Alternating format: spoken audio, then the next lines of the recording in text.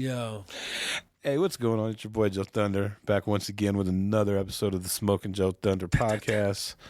Real quick shout out to our official sponsor, Be Good Dispensaries. I don't know if you like that right there. No, I'm just playing. But you can find them on 11 West Hampden. In Inglewood. And if you're up north, they're across the highway on 120th, across the highway from Boondocks. Check it out, man. We got a motherfucking banger for you today. You know, we're bringing you the latest and greatest in hip-hop, you know, cannabis, graffiti, rap, singing, lowriders, chicks, all that crazy shit. You know what I'm saying? We got a banger for you again today. Like I said, this cat, I don't even know where to begin with.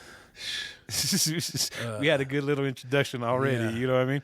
But this cat, man, fucking, he's a tattoo artist, you know, dabbles a little here and there, graffiti in the arts, you know what I mean?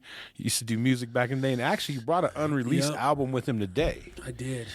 You know what I mean? It's got some good shit. You know, motherfucking shit kicker, shit talker, you know what I mean? Crazy ass motherfucker. We got Cody Beastly in the motherfucking building. Yeah. That's what's up. How you doing, brother? Shit, doing good, man. Doing good. Not too bad, right? Yep. How'd you like that little warm up right there? Yeah, it was good, man. You know, get all the Hey, we still got it though. That'll be the uncut. You know what I mean? That'll be the man. You know what I'm saying? That's that intro shit. Yep. How you been? Doing good, brother. Doing just tattooing, right? You busy all the time? Tattooing, yeah. I've been really blessed, man. I'm working out at White Lotus up in Centennial. Shout out to the White Lotus tattoo crew, man. All right. Yeah, getting down with a lot of heavy hitters. Working at a really nice fucking high-end shop. How long you been tattooing, man? It's been a minute, right? Probably like 17 years collectively. Damn. Yeah, it's been a while, bro.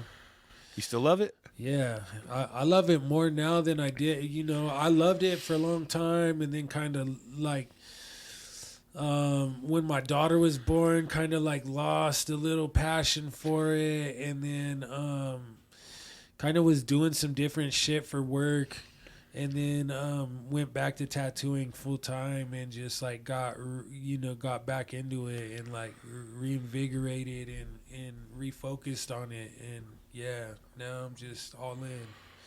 Hell yeah. I think it's important, you know, for my daughter to see, like, I can't be telling my daughter, like, oh, you can be whatever the fuck you want to be and, like, follow your dreams, but, like, I'm not going to do that myself, you know? Right. Like, you can tell your kids or you can show them, right? And, like, you can show them better than you can tell them. Right.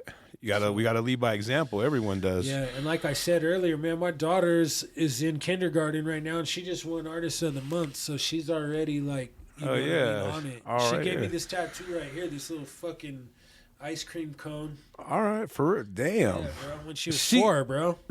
Damn. Yeah, she's no joke. She ain't playing, huh? She's gonna be a Nah. You know what's funny is like the homies. I was over at Thick as Thieves not too long ago, and they got a couple female artists there, and I took my daughter with me just because I knew the homegirls were over there, and she was telling them like, yeah, I'll probably be better than you guys by the time I'm 10.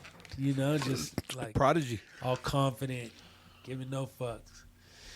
That's wild. These kids learn quick, man, dude, and they pick. Some of them pick shit up like. You know but the homegirls over there are getting it. Fucking Erica over at Thick as Thieves, yeah. She's doing her thing. Shout out Erica. Have you seen that little, it's not like a meme, but it's like, I've been seeing it the last couple of days, but it's some running back. And I want to say he's like a freshman, but he got a mustache and look like a straight. I don't think so, straight older dude, but he's like a freshman already killing it. You know what I mean? But yeah, these kids nowadays, man. Well, you know, they get to jump in. It's like, it's like when because I don't breakdance anymore, but I still, like, I fucking watch that shit. You know, that shit was just in the Olympic Games. It's crazy as fuck in itself, right? Like, B-boying in the Olympics now, but, like, it's crazy, you know? Same with skateboarding or just anything these days. These motherfuckers are just on such another level. It's insane right now. Well, the difference is we had to learn it. Yeah, they just jump in where like, now they can watch that shit. Yeah. And you can literally watch how to do tricks and go outside and emulate it. Yeah, we didn't have YouTube. Yeah, it was like trial by fire back in our day. You know what's funny is... You kids are welcome. You know what's funny is I remember like back in the day when I was like fucking young, and I'm talking like being in the projects in like the East Side and Curtis Park, and like half of them were abandoned. Yeah. And what motherfuckers would do is when they would play the Kung Fu movies on Sunday, after the Kung Fu movie, everyone would be outside doing the fucking Kung Fu. Yeah, That was like the YouTube kind of, practicing fucking karate in the park. Exactly, bro. From watching the little movie, Yeah. and that was our YouTube back in the day. Yeah. You know, it's wild. And now, like you said, you can Google anything. Yeah, and it's crazy, you know, because it's like, y'all, you like, you know, my daughter, dude, is, like I said, she's 5 right now, bro, and she'll like sit down and do a fucking drawing tutorial, be like, oh, I want to draw SpongeBob, and like sit there and be like, here's how you draw SpongeBob on a little tutorial, and like be getting it, dude. And that's wild. Good shit. But that's good though, because I mean they're way more advanced than us. Yeah, they're You know, the one thing that I wonder though we'll see in the future is like how fucked up their attention span will be, because they're just like, you know, click to the next. Like we had more patience. Like I think our attention span was probably greater than these new generations. Oh, we sat there and watched fucking It's hard to say, you know. We'll see. That's crazy, man. Hey, check it out. Being that's like your first time here, man. Kind of tell me where you kind of grew up, and kind of things you were into as a youngster. I grew up in Thornton, and Where are we talking about? We talking about like by the Skate City, or we talking about like 88th and Washington area, yeah. About like the Walmart right now, or a little further down. Yeah, a little further down. I really grew up right by Skyview High School, which is like 88th in York. Okay.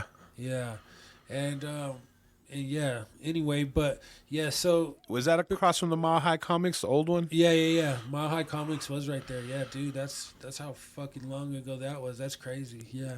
That's been a minute. I've forgotten about that. I just remember that back in the day. Yeah, Mile High Comics was over there, but yeah, you know, like we were saying earlier, hip hop was just huge in the '90s. So I first started off with breakdancing. Just breakdancing. What was your breakdancing name? Did you have a breakdancing name? Yeah, my first breakdancing, my first b-boy name was there you go. Code Rock. Code Rock. Okay. Code Rock.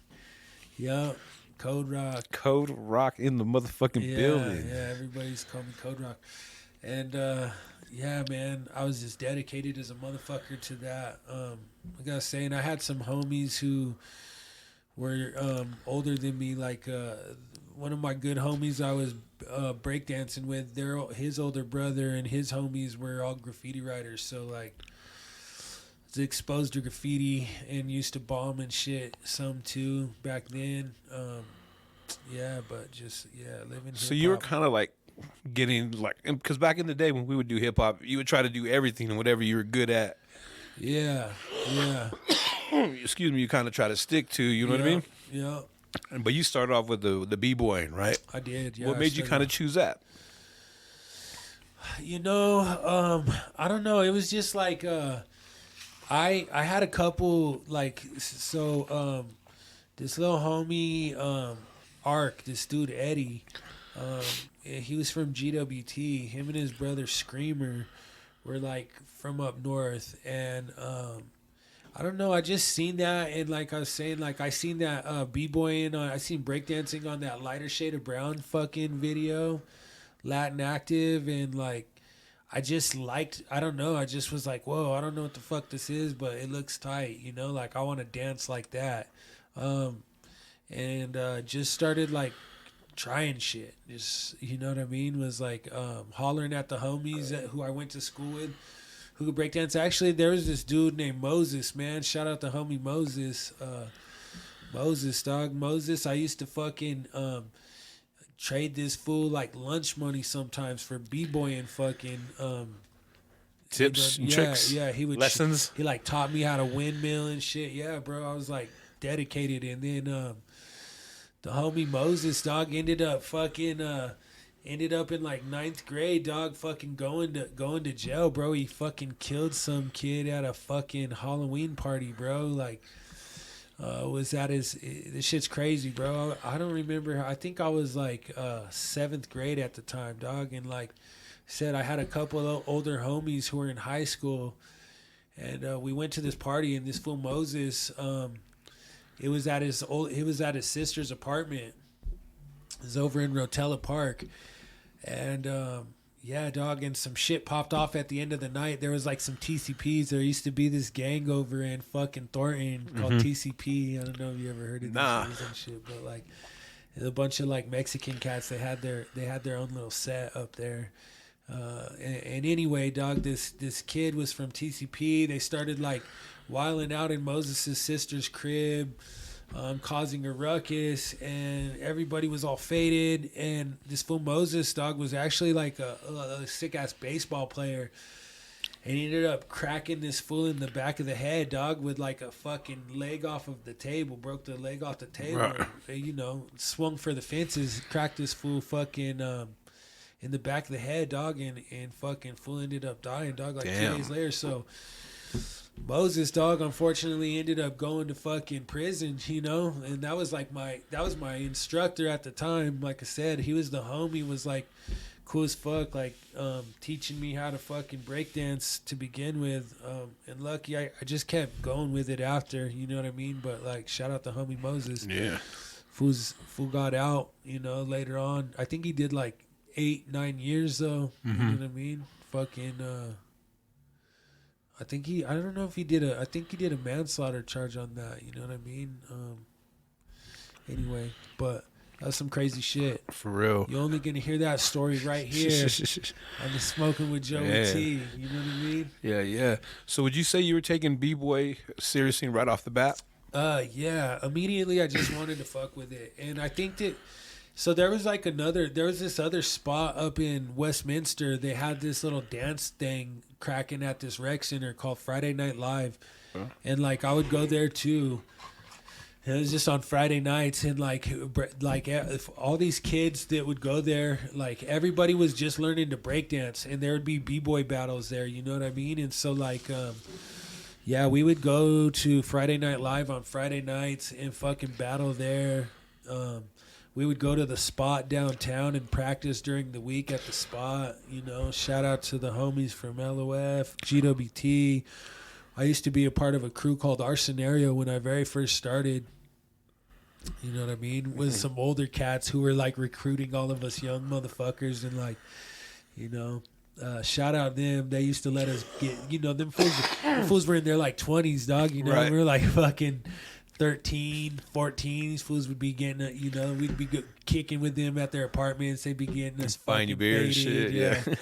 Faded. We've heard that quite a few times. The homie Emilio, dog, this fool was always like dating strippers and shit. And we would always be over there, like fucking seeing these fine ass stripper bitches the homie be fucking with. And like, we're young as fuck. So just loving it, you know what I mean? Like, yeah. Shout out the homies. Yeah. Hell yeah.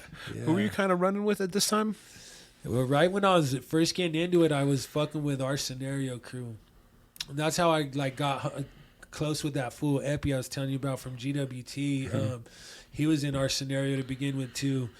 Our Scenario was like an intro crew, you know what I mean? Like they would take in a lot of young motherfuckers, and they were older, and like they had already been b-boying for quite a while, so like they would teach you shit, you know what I mean? Right. But they kind of would take anybody in.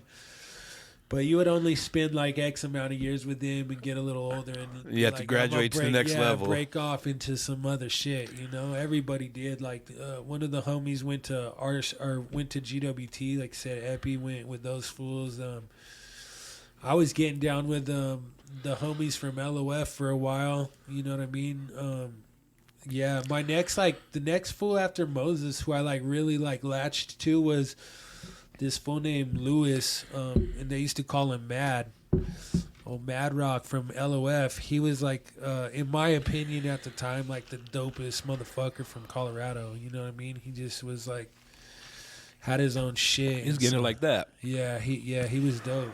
He had his style down and was just very like he had his shit choreographed to a T, and just like a little dope routine, sets and shit. Yeah, and he was just dope, man. Like I looked up to that fool a lot. So once I started going to the spot, I started like really trying to fucking practice with that fool, bugging him a lot. You know what I mean? Right. I was young, he was older, but Was he cool? Was he down to show you or? yeah, he was cool. You know, at first they were kind of like hesitant because I was from up north and they were all from Denver and shit. You know what I mean? But like, yeah, I think they seen that like I was dedicated and my resilience to it, and I just kept showing up. And so like, Being persistent. At first I think they were just like, who the fuck's this white boy from fucking Thornton, you know? But then eventually we're like, all right, yeah, this fool's here putting in his work, and then like, yep, they'll start showing me shit. Like I said, the hard work pays off, right? Yeah, man. Yep. All hard work produces profit. What was high school like for you?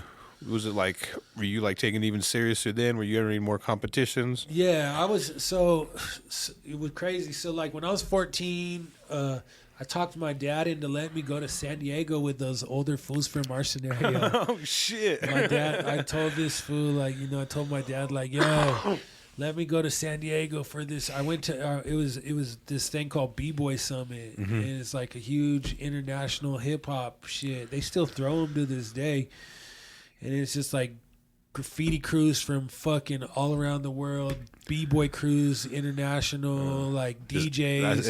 It's the. I seen swollen members, bro, when I was like 14. I didn't even know who the fuck them fools were at that point in time, you know, but like, come to find out, that's who that was.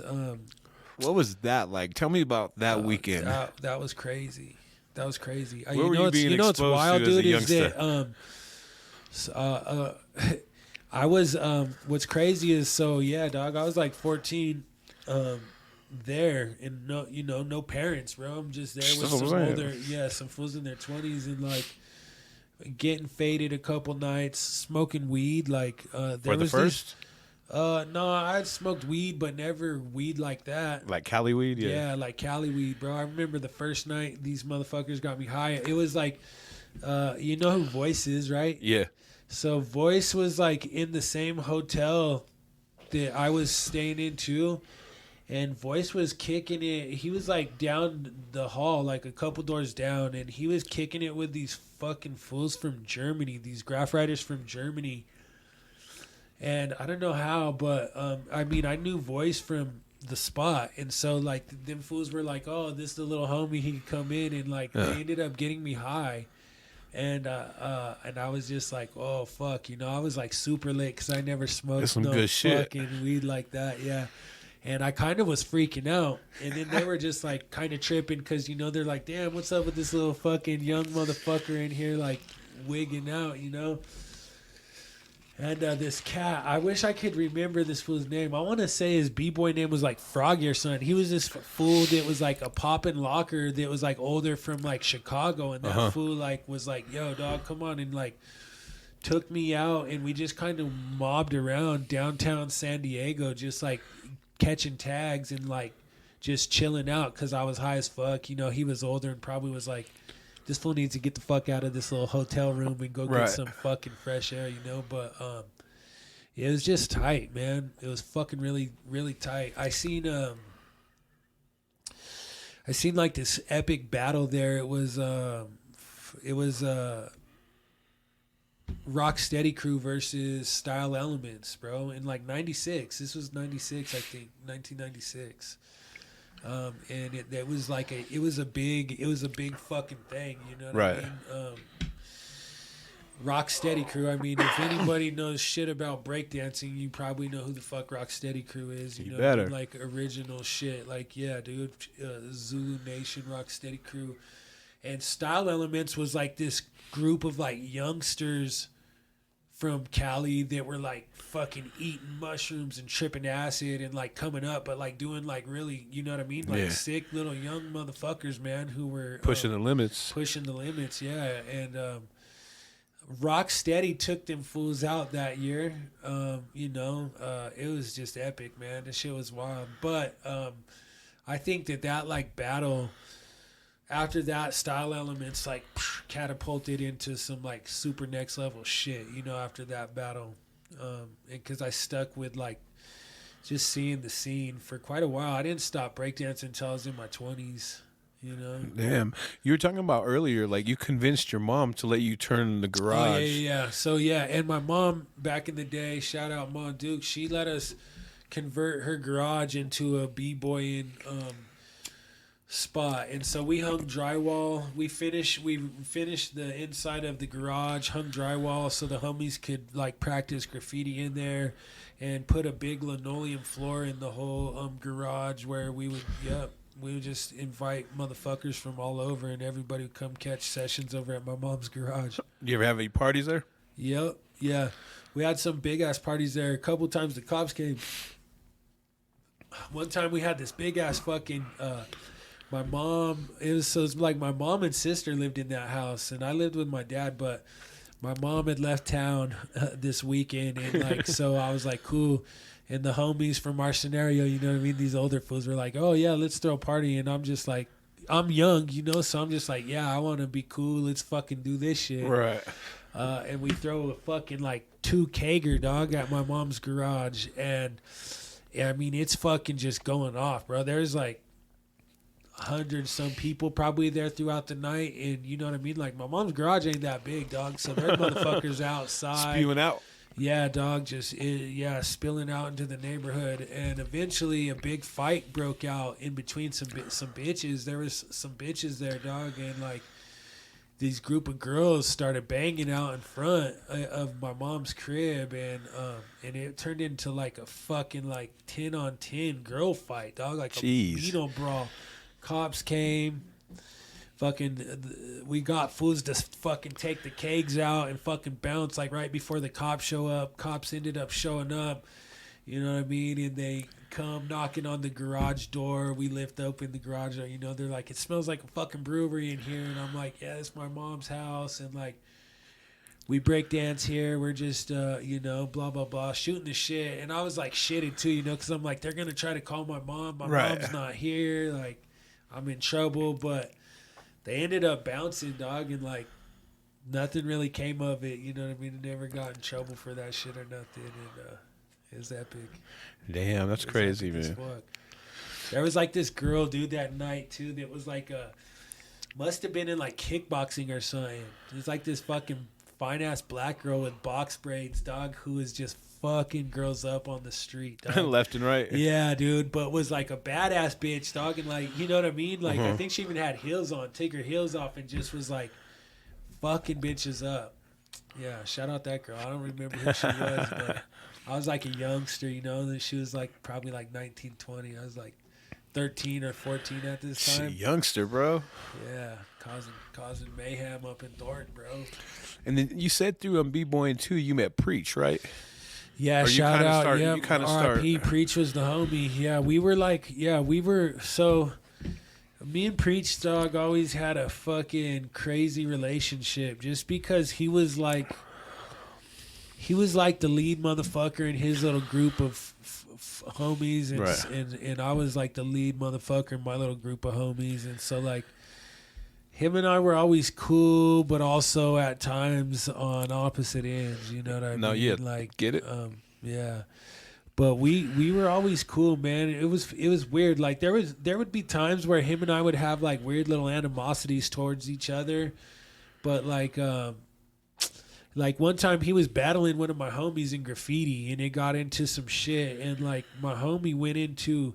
This is crazy. Preach was working at a spot in the mall called Mr. Rags, bro. It was like this fucking clothing store, yeah. Mr. Rag. Anyway, that fool Preach used to work there, and my homie fucking went into the mall tripping acid to go catch the heads with this fool at his work, and they did catch the heads in the middle of Mr. Rags. Oh shit! Caused a big old fucking ruckus, dude, and so yeah, there was like turmoil, and that at the time my homie's name was Just. That's what he used to write, Just, and him and Preach were going at it, you know. And I'm like, Preach was cool. Whenever I seen him, he's the homie. I'd see him out a lot because he'd be slinging pills. I was slinging pills, and like, you know what I mean. We were just always on the same shit, on the same crowd. Yeah, but just from different fucking sides, you know. But yeah, and then one night, man, we were at a fucking rap battle, and one of Preach's homies was battle rapping some motherfuckers, And it was like me, my homie Just, and a couple other of the homies, and Preach and Coz were there with their homie, and it was just those three. And their homie beat this fool in a battle rap, and the fool that Preach and Coz's homie battle rapped against, like, was there with a gang of motherfuckers, and they were like tripping. And so Preach came up to me and the homie Just, even though they had beef and fought in the fucking mall, and was like, "Hey, dog, these fools are about to jump us. You fools got our back or what? Come on, we're all from fucking up north. Like, what's good, you know?" And so we were just like, "Yo, I respect that shit." And so we got their back, and we brawled that night. Fuck these fools up, dog. I mean, let some motherfuckers have it. Shout out my boy Coz, dude. Fucking, you know what I mean? Was he getting them or what? Yeah, he got some fools, dog. He got some fools. I'm not even gonna put the specifics out there, right. but you know what I mean? Yeah. So did y'all kind of become like cooler after that? Yeah. After that, all the fucking beef was squashed, and like, yeah, we kind of like united as like the motherfuckers from up north that point. Yeah.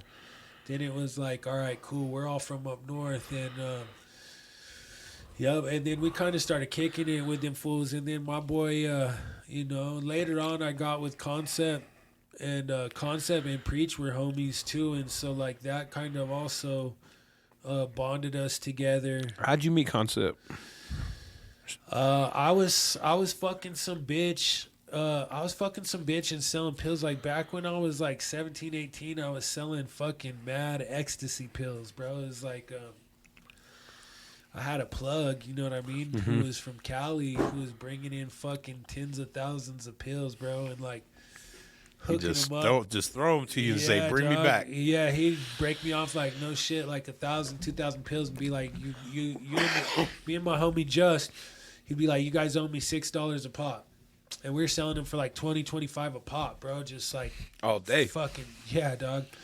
I was lit. I had my own apartment. I was like 16, 17, had my own spot, had a brand new fucking Jetta. I was fucking doing it, dog. Yeah, me and the homie, a couple of the homies were doing it, but as all good things go, you know, fucking shit comes. It wasn't long until the fool we were getting the pills from got indicted, bro. Got caught up in a little RICO case. You know what I mean? Got caught up in a fucking drug ring from Cali. But we ran that shit for a while. Anyway, dog, that shit was dope. That was a good little time in life. That was a good little time. We're talking about, how'd you meet Concept? Oh yeah, so that's where I got off that tangent. So when I was slinging pills, I started fucking with this bitch, and she had some homies that were like pushing pills a little here and there. It was them fools. It was like Concept and a couple of his homies. Okay. And so she knew that we had the plug, and so we kind of just started working with those fools. You know, like, oh, you fools sell pills, like you sell them for us. We fucking whoop-de-whoop. And then I found out, so by that time I had started freestyling. I started rapping, and then like Concept and his homies all rapped. And so we started like doing business together, slinging pills, and then like just started catching fucking, you know, like ciphers together. We would just like link up and like party with bitches and fucking freestyle. And, okay. Yeah. So that's how I met that fool, was through some broads, some little breezies. Was ATR already formed then, or no? Was that something that you formed? ATR wasn't yet. Even thought of yet? No, that fool had his own little. That fool had a crew called Hyperthesis. Him and his homies had a little crew, and then me and my homies, we had a group that we put some tracks out back in that time too. It was like 16, 17. We had a little crew called Scientific Serpents. It was like our little rap shit. Back Scientific then. Serpents, huh? Yeah, and we're just on like some like grave digger shit. You know what I mean? Just like some evil fucking like evil shit. And how do you guys choose that path? Probably drugs were influential. I think I like started listening to like heavy like East Coast hip hop, like started hearing like Wu-Tang shit and grave diggers, and just was like, oh, this is it. You know what I mean? Was just like, this is it. You know, I started like fucking rapping along to like Wu-Tang fucking verses and shit. Yeah. And just like being like, I want to do this. I want to do this. You know what I mean? Like, this shit's tight. I want to do this. And then just kind of started like that, you know, just started writing raps, freestyling, but just like, I don't know why. I always liked that East Coast shit, you know what I mean? Like Right. when I was young and just like really fucked with that East Coast sound, heavy. Who's some of your favorites? Besides the Woo. That was like my, like when I was like first getting into it, that was like my pinnacle shit, you know what I mean? Wu-Tang, fucking I fuck with all that shit. Gravediggers, Wu-Tang, Tribe Called Quest. You ever fuck with Boot Camp? Yeah, Boot Camp Clique was fucking big back then. Yeah, Boot Camp was sick as fuck. All sorts I like the of Lost shit. Boys Biggie, too, bro. Yeah, Lost Boys was fucking tight. Gangstar, fuck, you know what I mean? Like, Souls of Mischief, fucking Hieroglyphics. So you're a man with like you're looking for more bars, right? Yeah. But especially back then, I was like super into lyrics. You know what I mean? Like back in the day, it was all about lyrics and shit.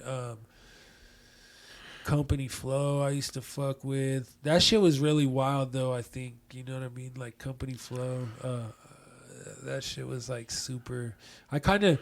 What's weird is, so like, yeah, I was into like this kind of shit, and then when I met Concept, that fool was listening to like Anti-Con and like some really like different kind of like hip hop shit. And so when I met with that fool, like, I was showing him shit. I was like bumping Jedi Mind Tricks and things like this. This fool's bumping like Soul. So he kind of was showing me shit that I had never been exposed to, and I was showing this fool shit that I was fucking with, and kind of just broadened both of our fucking horizons as far as like what was going on with like hip hop music and shit. I used to like go and buy CDs like a motherfucker. Oh, for sure. We all used like, to, bro. Wax tracks. I would go and like find obscure shit like. Just go about through the used shit and all that stuff. Yeah, I remember like buying like shit sometimes too. Like I bought this album from these fools called Old Dominion. Did you ever hear them fools? I don't think so. Old Dominion. Yeah, they were pretty tight, and like I can't remember. I want to say maybe they were Chicago or something like underground, but like they were dope, and like I didn't know shit about it. I just bought it because the album cover looked tight and it had cool, like graph letters on it. Okay. So I was like, let me give this shit a. They usually do it, right? And Tight cover. Yeah, exactly. Like, yeah, fools have like, you know, like credible graffiti or something on their cover or something, then you're like, they know something. You know what I mean? Right. Because. You know, if you see some little like toy ass wax shit, you're like, yeah, this shit ain't gonna be hitting for sure. But you know, hell yeah, freestyle fellow shit, man. Yeah, bro. And was Concept rapping at this time as well, or no? Yeah, he was rapping, but he was on some way different shit. Like I said, he was like listening to like Anti-Con and like on some super fucking. You know, like lyrical, metaphysical type shit. Gotcha. Some lyrical, miracle. Yeah, lyrical, miracle shit for sure. Yeah. Was, you know, cuckoo. You know, me and the homies, like I said, we were on some like fucking demon rap shit. Right. Yeah. How did y'all like kind of come up with the idea to form ATR? Do you remember that? Yeah. So I was making beats and I was kicking with those fools, and then a couple of the homies that I was getting down with, like that Scientific Serpent shit, we kind of just combined their crew and our crew together, right? And that's how American Trash Republic came about. Yeah, because like American Trash Republic is deep as fuck. Yeah, it's not just like a little group. And it was like all of us like kind of influencing each other, and so it kind of changed up all of our sound too, you know what I mean? Right. It was like, ATR was, we were deep as fuck for a hot long. Was ATR American Trash Republic? Was that the original name? Yeah, American Trash Republic. And then the MCs were you, Concept, and Scully B, right? Concept, Scully B, There's a couple other people. Victor. Yeah, okay. Yeah, he used to go by Unison. Yep, it was originally us, but then we had like other homies that would like get down and shit. But yeah, and then we had a big like following of fucking little cronies and shit that were just out, doing fucking dirt for us and like, just down with the cause. For real. Yeah. And how did you guys meet Skull Bludgeons? I grew up with that fool. He's from up north too, and so like, yeah, man, that motherfucker came to school in like 7th grade with he started going to school where I went to school in like 7th grade, and that fool fucking used to trip me out, dog. I always used to tell this story. So like when we were young, dog, you know what I mean? We were in like 7th grade, and all the little, I'm used to all these motherfuckers talking high-pitched voices and shit, and like, a bunch of us young bucks, we ain't even hit puberty yet. And like the teacher calls this fool Elijah Skinner. Scully B's actually fucking government alias Elijah Skinner. And she's like, Elijah Skinner, and this fool got a deep ass voice. She's like, here.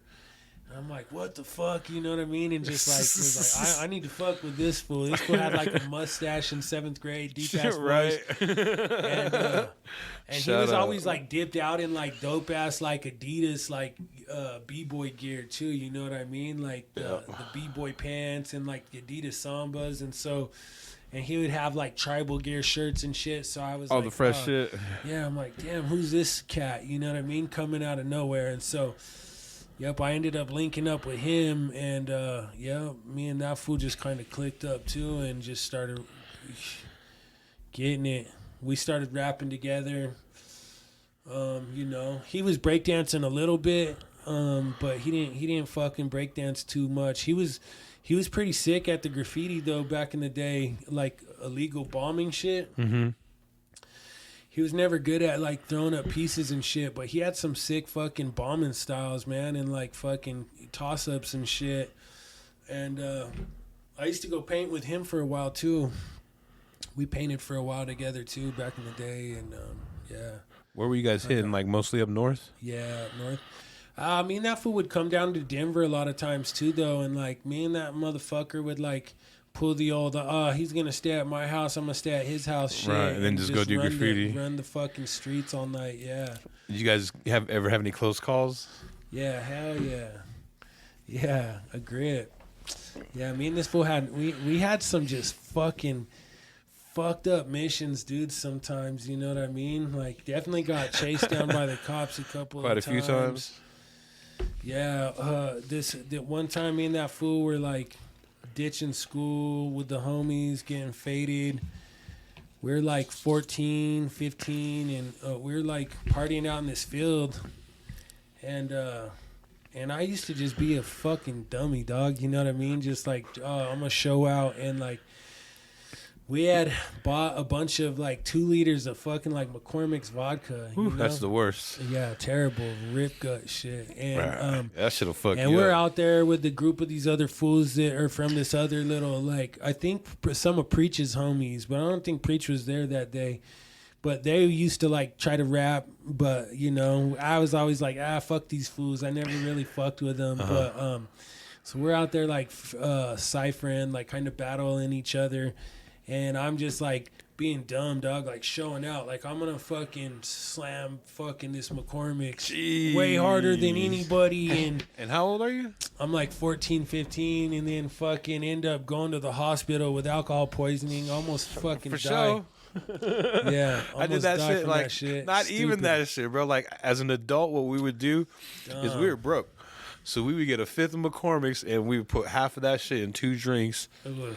Slam that shit. By the time you get in the concert and you get to where you're all bent. You know what I mean? So I could imagine. Yeah, I was fucked up. I drank over a liter in like probably like 10 minutes. Damn. I got fucked. Yeah. Yeah. I was like throwing up. So it's crazy. So I remember we were out in this field freestyling.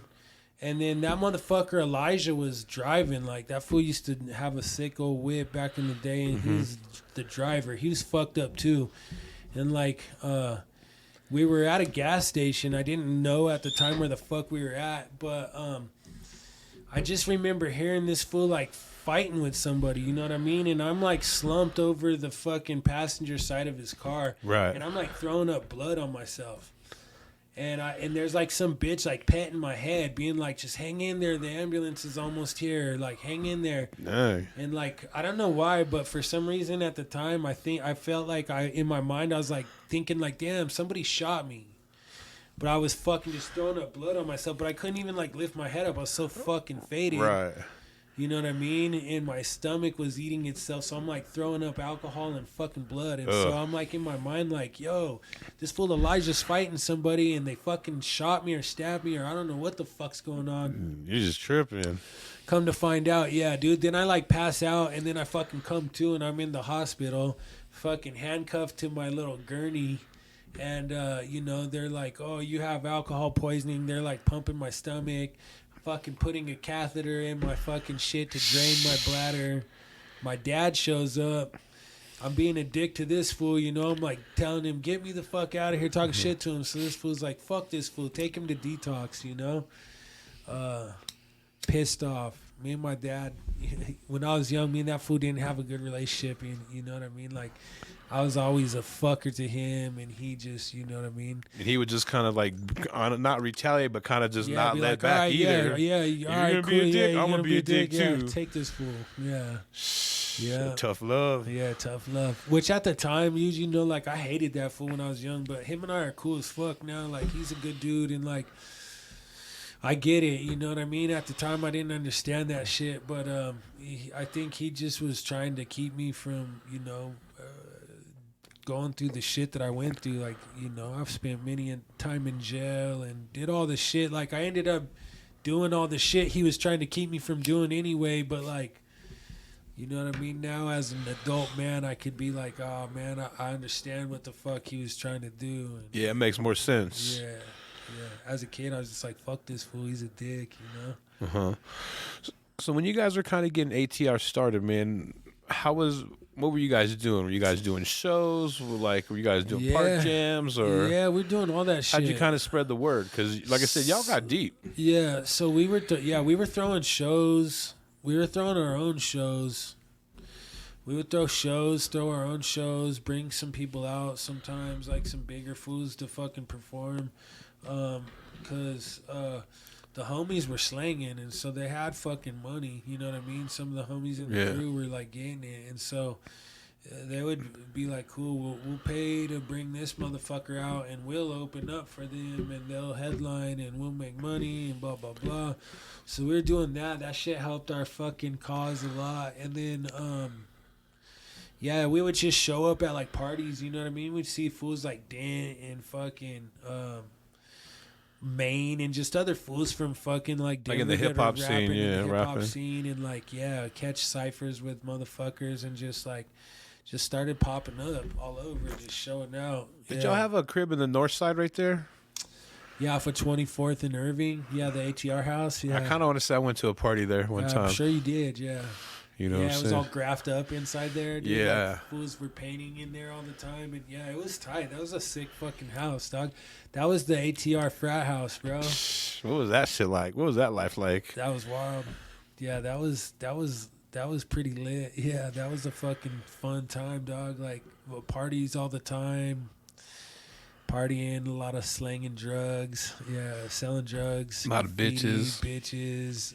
Yeah. All the fun stuff, shit. Yeah, partying. You know what I'm saying? Hey, who were some of the guys that you brought out? I seen like a flyer the other day, but I can't fucking remember. Well, we opened up. We had brought out fucking Raekwon and Freddie Gibbs. I'm trying to think of who else. Oh, Old Dirty Bastard. Can you talk about, ODB like, show. did you guys, where was that at? What? The ODB show at? Was that in Denver or was that? So he did a show in. He did multiple shows, right? Yeah, he did multiple shows. That was the last shows that fool ever did. It was kind of like a crazy situation. So, yeah, dog, at the time. So Old Dirty Bastard at the time, dog, had just gotten signed to Rockefeller. Right. It was like, it was the bigger ODB. Yeah, like cleaning up his act and shit. But actually, like, came out here. He had a show up in Fort Collins, one up in Aspen, one in Denver. And when he got out to Denver, Ended up getting some fucking coke and just went ham in Denver. Yeah, just went hard on it. Did he perform in Denver? He performed, I think, only in Fort Collins. I think he only performed in Fort Collins. Ended up getting like a fucking zip, a blow, fucking rocked that shit up, went fucking sideways, like fucked off his show in Fort Collins, went to Aspen and like fucked off the show in Aspen and then like just jammed out and didn't even like do the show in Denver. Those fools that like brought it, that full concept was like part of the people that were bringing him out, and then he just fucked off the shows. Didn't like he did 1 out of the 4. That was the Fort Collins show. Yeah, did 1 out of the 4 of the Fort Collins show, and like was super fucked up. Like I seen the footage of it. I wasn't there. I didn't go to that. And just just like was fucked up. You know what I mean? Yeah. Performed terribly. And then, like, fucked up his hotel room in Aspen, like, just demolished that place. And Damn. Just, like, jammed out to DIA, hopped on a plane. Went back. Fucking went back to New York and fucking died. That's fucking wild. Yeah. Super wild. It was crazy, bro. And, like, so for a while, dude, what's crazy is we had this footage of my homie went with Concept to the show up in Fort Collins, you know, because he's like, yo, dog, ODB, like, you know. I don't remember why I didn't end up going, because I would have hella went, yeah. You probably figured, like, oh, I'll just see him in a couple of days. I don't remember why, dog, but you know what I mean? Like, yeah, probably. I was probably like, I'll just see this fool in Denver or who knows what, but, kind of glad I didn't go just because it was like it was kind of sad footage to see. You know what I mean? It's just like because I looked up to these motherfuckers. You know what I mean? Like I told you, like getting into rap, like I was like, oh, Wu-Tang's the fucking genuine article, and rightfully so. Like I'm a grown man, and so like I don't fucking look down on nobody, dog. And like I've had my problems with drugs and addiction and shit. So like I don't shame nobody, and I know how that shit could go. But nonetheless, you know what I mean? It's just like, fuck, man, when you see somebody going downhill, shit, you're like, damn, that's, you know what I mean? Nah, for sure. Serious shit. That was one of the more wild things, you know what I mean, during the little ATR. Did ATR open for him in Fort Collins or no? Nah. We probably could have. We probably should have. Could have. I'm actually glad we didn't because the show was so fucked up. It was that. It was like that then. Yeah. Okay. It was during the time when we were doing a lot of shows. I don't know why we didn't, man. That's kind of crazy now that you mentioned that. Do you ever recollect ODB coming to Denver prior to that? Because I think he did, but not like on his own though. Like the only other times I think he'd come to Denver was with like Wu-Tang Clan. Like I think that they did a show at Red Rocks with like Beastie Boys and shit before then. But I don't even know if ODB showed up to that one. The reason I say that is because you know Rev, right? Do you know? No, do you know Rev or no? Rev? J Rev. I knew him through Sam. I don't know. But he had I had heard back in the day that ODB had came out here and did a couple shows and got shot. Oh, shit. In Denver. Some crazy shit like that. Who knows? Yeah, who knows? It wouldn't surprise me, dog. And he I want to say he still performed at one of the shows. Some kind of crazy shit. Like, I mean, it's not something I can, Yeah, say 100% confirm with that fool. But I mean, I want to say I heard some crazy shit like that. Yeah, that's what's funny, dude, is that like, a lot of motherfuckers, like, when I would go out of state and shit, you know what I mean, to L.A. and shit, was especially, like, back in the day, motherfuckers would be like, oh, you're from Colorado, or, like, little...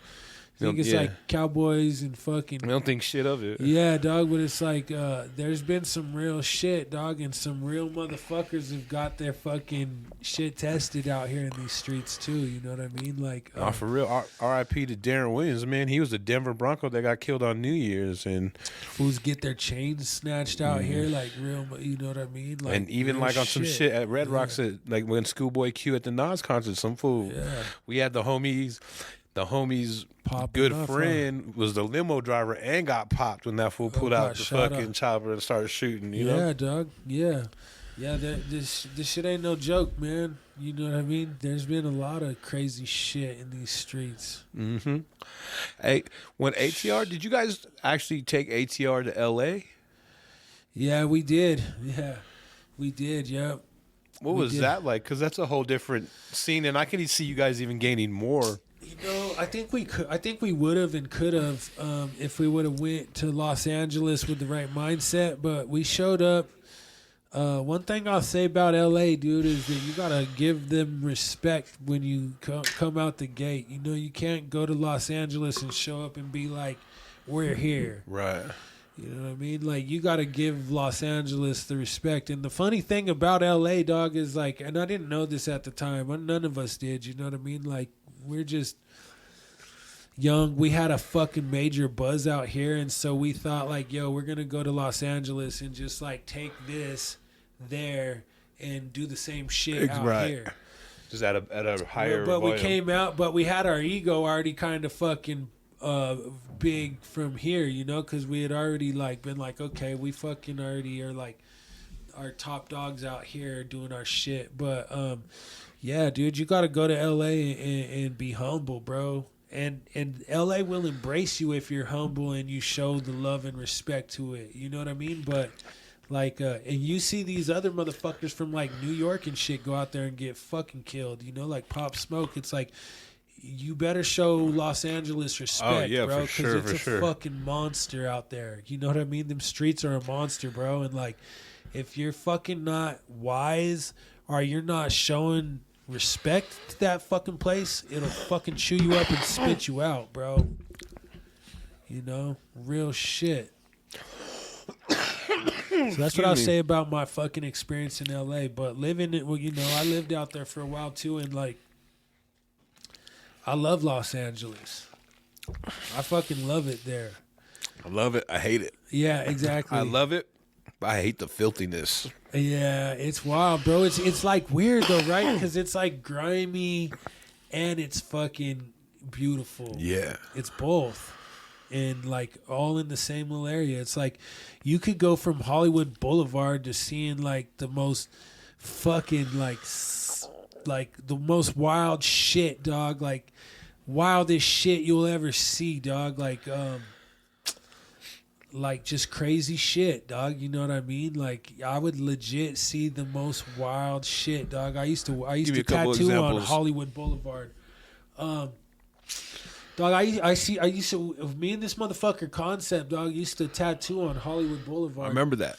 And we went for a there was this crazy ass dog, like this transgender fucking like wild fucking like little crazy celebrity motherfucking person that was on in a couple like Marilyn Manson videos. It was like a famous like Hollywood person, you know what I mean? Right. But just like fucked up. R.I.P. Because she's dead now. I believe if I'm being correct, she would be preferred to as she is what she wanted to be called. But yeah, Bunny Goddess was her name. I seen this motherfucker, dog, on fucking Hollywood Boulevard in a little motorized motherfucking wheelchair. Out there dressed like a hooker, bro. Just like wild shit, dog. Wild shit. You know what I mean? And like, that's every day. Right. That's every day. You definitely see some crazy shit there. I seen Kat Von D just walking around down on Hollywood Boulevard one day. Like, I seen CeeLo out there. I seen Puff Daddy out there, DJ Mustard. But then also you see like the shit that I was just talking about and like the most down and out fucking like homeless, fucked up scum of the streets, bro. And then you could walk like 15 minutes and you're in Beverly Hills with fucking $35 million estates. It's fucking a trip crazy. like that, yeah, it's like, yeah, like 10 minutes away from each other, the richest of the rich to the most slime of the grime. It's fucking wild, bro.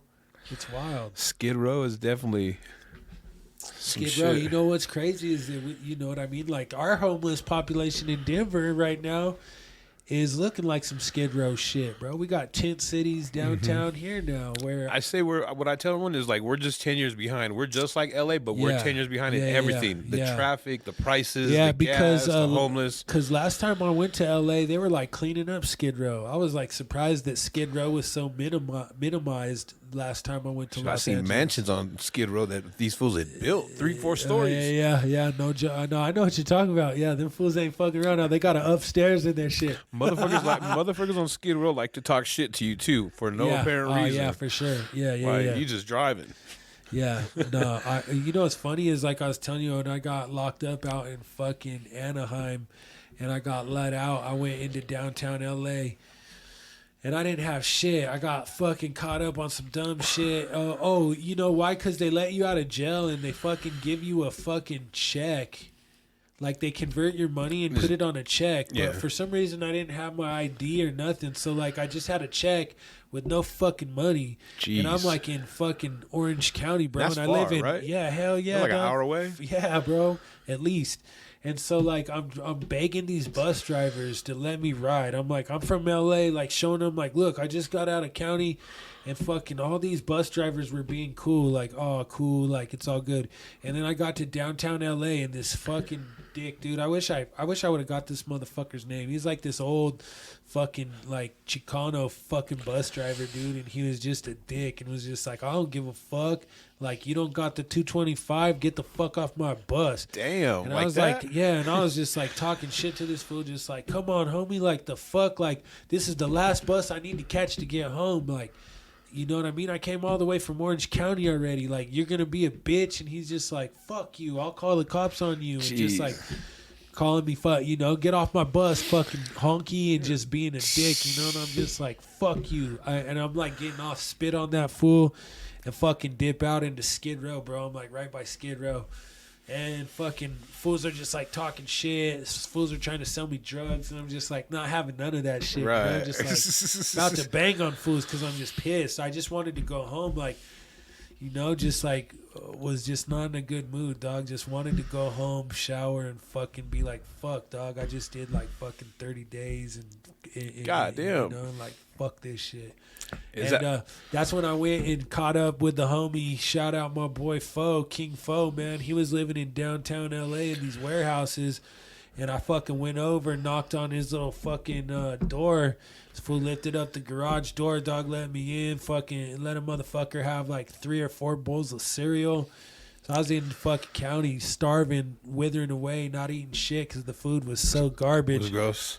My motherfucker, I want to say he had like some cinnamon toast crunch or some shit, dog, but it was just like, do you, dog? Here's a bowl, here's milk, and I just was like, oh my god, the fool smoked me out. What was the name of the blunt? What was the name of the jail you were in?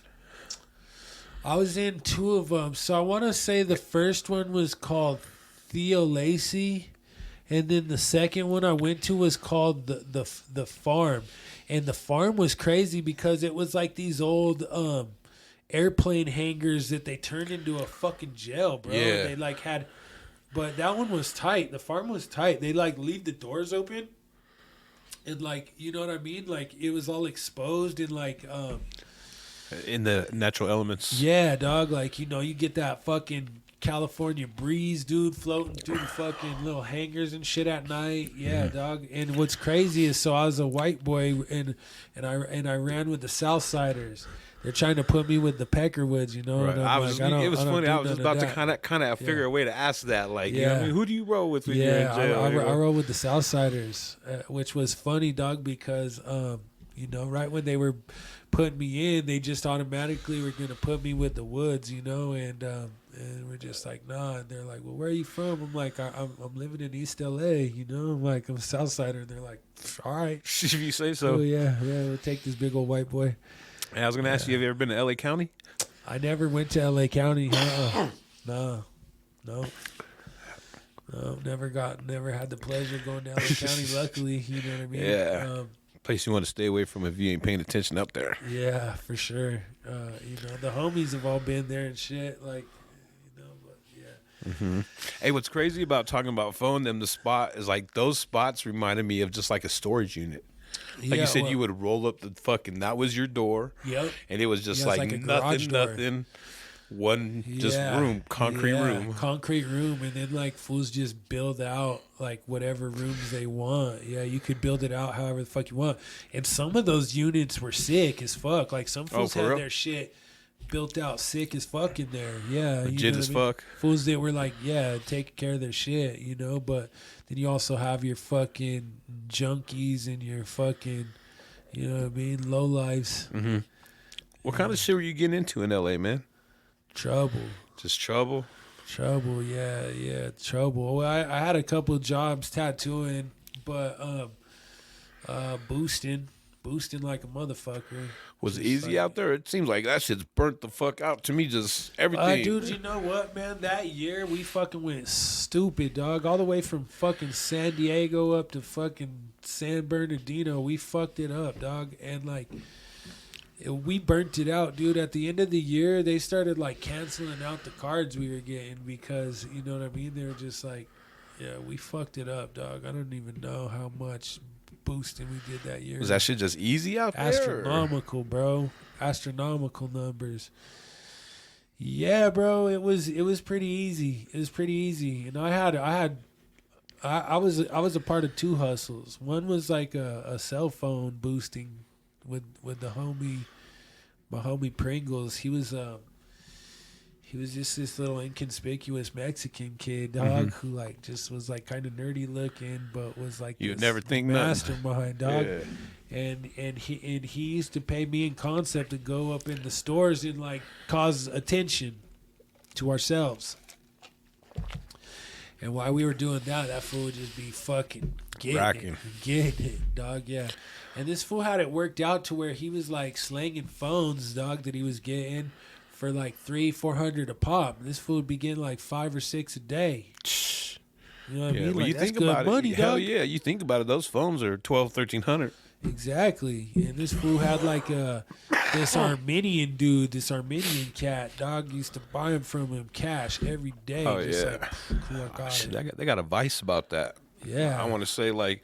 Yeah. Oh yeah. They have the Armenians out there getting it. They have the fool at the bus stop talking about he's got a gun. Just fucking, he be collecting 10 phones a day and he be slanging them for that 200. You know what I mean? Yeah. You do the math, bro. Ain't no joke, dog. And the homie had a slick little fucking thing, dog. And then that's how I ended up getting locked up. Was that? We were out hitting it one day, dude, and fucking the homie's like, I don't know, I don't feel good about this fucking spot right here, whoop-de-whoop. Mm-hmm. And Concept had already popped a phone, and it was loose. So I was like, in my mind, I'm like, fuck that. This fucking thing's just sitting there, hanging there. I'm going to get it. Mm-hmm. I went and got it. And we fucking get back in the car, and then fucking next thing I know, cop pulls behind us. Another cop pulls behind him. Another cop, and then we were just like, oh, shit, we about to get rolled. Damn. And we did. We got rolled, like, right across the street from fucking Disneyland or whatever the fuck it is, Disney World, Disneyland out there, and, like 10 cops deep, dude. Like fucking 6 cop cars, fucking guns all to us. Like, fuck, get on your knees, you motherfucker. Fucking just fucking make the wrong move and I'm gonna shoot you, piece of shit. Just like intense, bro. Like the shit you see on fucking cops, yeah, bro. Like just out in LA, dog. The cops aren't no fucking joke. They're not. Any crazy stories? Yeah, dog. All right, this is the really craziest story I have living in LA. So I'm there for like a week, and I'm there with that full Concept. You know, I live with the homie Concept. Shout out my boy, Mikey Cortez, and this fool has a little bitch that he's got running tricks for him. You know what I mean? And we have to help this bitch move. And we're helping her move. And we're in and she's moving into like this fucked up neighborhood. That's the worst. Yeah, she's moving into a fucked up neighborhood. But we get this bitch moved in, no problems, everything's cool. And then like we're bouncing and we're going through this neighborhood. I'm trying to think of what fucking neighborhood it was, like Pico Nuevo or some shit, dog. I don't know. There's so many fucking neighborhoods in LA, it's insane, dog. Like everywhere's in East LA, dog, it's like you got to know where the fuck you're at because all of those areas could be dangerous. Real quick, can you imagine being in LA, no internet, no cell phone, and you get lost type shit and you don't have a fucking big ass map or something? Yeah, you'd be fucked. Anyway, so we get pulled over by the cop. And these fools fucking like, it was like it was a weird coincidence. So this motherfucker Concept like needed a new battery in his car. But it was a newer car. But anyway, the cops pull us over and fucking pull us out of the car and leave his car turned on, but not like on, not running, but on. You know what I mean? And put us in the back of the cop car and have us in the back of the car for like a fucking hour, dude. And we're just like, yo, what the fuck, dude? Like, what do you guys want? Just like, shut the fuck up. And like running our names, just being dicks, taking forever. And finally, they're like, all right, you motherfuckers could go. And we get in and try to start the car, and his shit's dead. You know what I mean? That's fucked up. And this fool's like telling me like, yo, we're in a bad spot for this. And I'm just like, you know, this is like my 5th day in LA. And I'm just like, whatever, fool, you know, just like, okay, sure. And he's like, nah, dog, I'm being fucking serious. Like, we're in a hella dangerous place. And I'm like, well, what the fuck does that mean?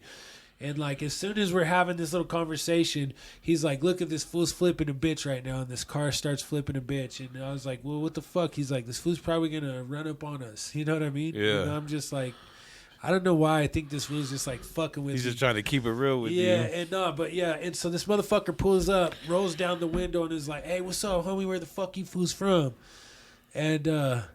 And this fool Concept's just like, hey, dog, the cops just pulled us over, fucking blah, blah, blah. That fool's like, I didn't ask you that, pussy. Like, where the fuck you from, dog? And, like, I'm just, like, trying to be all fuck. I'm like, hey, I'm from Colorado. And this fool's like, fuck Colorado, bitch.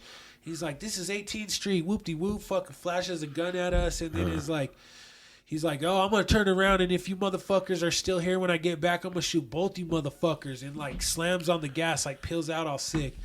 And I'm like, hey, dog, what the fuck should we do? And that fool's like, we should run, fool. And so I'm like, fuck, dog. You know, like 5 days in L.A. And I'm like, what the fuck, dog? We're dipping, dude, like trying to find a spot. I'm like trying to hide by this crib. He's like, dog, like, he's like, what if there's some other crazy gangbangers in this crib? Like, you're going to be hiding in their fucking driveway? He's like, we can't hide, you know? And I'm just like, what the fuck, dog? We're mobbing for a minute, and then, like, finally he sees a park, and he's like, there's kids over there. He's like, we'll go over there. They ain't going to shoot at us with kids around and shit. Right. You know? So I'm like, what the fuck, dog? And so eventually that fool gets a hold of one of his homies. His homie shows up, fucking, like, jumps us real quick, jumper cables. We get the fuck out, dog. And, like, that was, like, the craziest shit that happened to me in the whole time I lived in L.A. Like, a couple other times, like, some fools tried to, like, you know, hit me up. Like, that's pretty common that if you're, like, in neighborhood, fools would be like, hey, dog, where you from? You know what I mean? Like, the shit you hear on, like, Kendrick Lamar and all that. Like, what's up, dog? Where, you know? Like, that's real shit out there, you know? Yeah. We were just talking about that. Like I said, I had Tass and a couple other cats from the West, from L.A. Yeah, dog. And one of the first kind of things I was told when I went out there is like, hey, you got to remember, like, back in the day, you could see a gangbanger because they wear a certain suit and, you know, tell they're a gangbanger. Yeah. He's like, nowadays you can't. They look just like me or you. Yeah. Normal. So you do some dumb shit and they're going to be on your ass with the quickness because they're kind of just kind of. And like, so like, even for instance, like back in the day, only like, you know, like strict colors. Right. And like nowadays, like you'll see Bloods wearing fucking blue and fucking wearing skinny jeans. Yeah, and like, yeah, dog, it's crazy. But yeah, but what's crazy, dog, is like, so in all the time I was in LA, like, it's about respect. You know what I mean? No, for like, real. It's a big place on respect. So if you have respect, like, fools will just be like, all right, cool. But like, you know, you gotta have respect while you're out there for sure. You get caught slipping on some dumb shit, dog. Or doing dumb shit, like you said. Doing dumb shit too, yeah. Yeah. I remember one of fucking Preach's homies, dog, this kid Hewer back in the day, was from MDR. And, you know, he's like a white boy, and he was out fucking tagging in the hood in L.A. and got ran up on by some fucking, like, neighborhood fools. And, like, got into it, and they fucking were chasing that fool. He ran off. and they chased this fool back to his crib.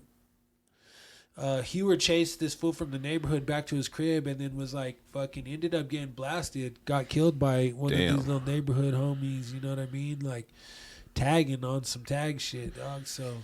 And they're the ones you got to watch out for. Yeah, the little homies. Yeah, not even like sure. like we say here, like the little homies here are 18, 19. Yeah. Nah, fool. The little homies in LA are fucking 13, 14.